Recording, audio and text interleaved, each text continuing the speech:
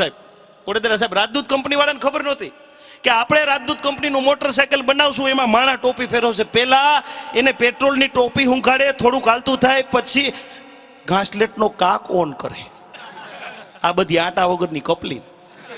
હા, કેરીને ઘેરે લઈ આવે, છોતલા કાઢે, એનો રસ કાઢે, એના ગોઠલા ચૂહે, પાછી ગોઠલીને ભાંગી, એમાંથી ગોઠલી કાઢીને એનો મુખવાસ ખાઈ જાય. એ બધા આપણે આ અઘરી આઈટમ માણા ભલામણા. આ ખરેખર કોણ કોની ટોપી ફેરવે કઈ ખબર. હમણાં કાળવા ચોકમાં વડોદરા સાહેબ 2 જણા બાંધતા હતા, આમ કાઠલા પકડીને, માણસો છૂટા પડે. ઓલો કે મૂકી દે, ઓલો કે મૂકી દે. એ કે હલે નકર ચલે, એક ટીટ મખલી જેવું આમ છે. એ કે બાંધવાનું બંધ કરો, નકર હું મરી જઈશ. ઓલા 2 છૂટા પડી ગયા. મેં બેરકોયલા અમે 1 કલાક થયા મથી છી. અમે એને કહ્યું ના કહી શક નોખા પડો, અને અમારાથી નોખો નથી પડતો. ના તારી કીધે કેવી રીતે નોખો પડી ગયો? એ કે નોખા પડી જ જાય ને. કે કેમ? એ કે બે મારી પાસે લાખ રૂપિયા માગે, હું મરી જાઉં તો હીટરી જાય.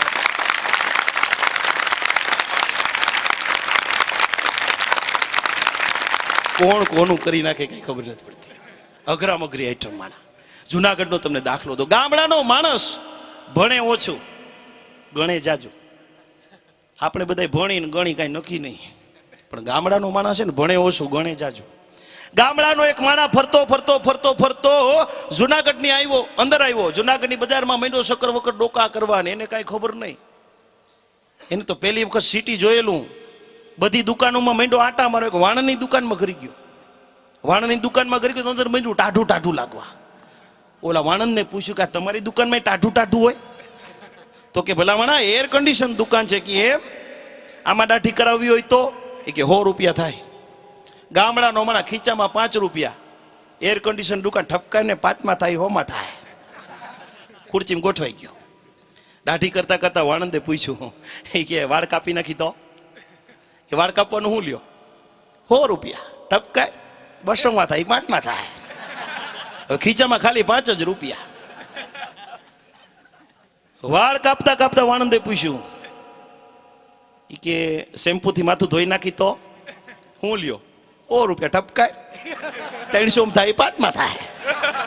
લડી જ લેવું, લાગે તો બાણ, નકર દબાણ. શેમ્પુ બેમ્પુથી માથું થઈને તૈયાર થયો, ખીચામાં 5 રૂપિયા, 300 રૂપિયાનું બિલ. હવે શું કરવું? ગામડાનો માણસ શેરીમાં નજર કરી. એક નાનકડું છોકરું આમથી આવે, બાજુમાં ચોકલેટની દુકાન ની. એ ટીનિયા અહીંયા આવ. ઓલા વાણંદને કે વાળ કાપી નાખ, હું 5 મિનિટમાં આવું. પાછો જાતા જાતા કહેતો કે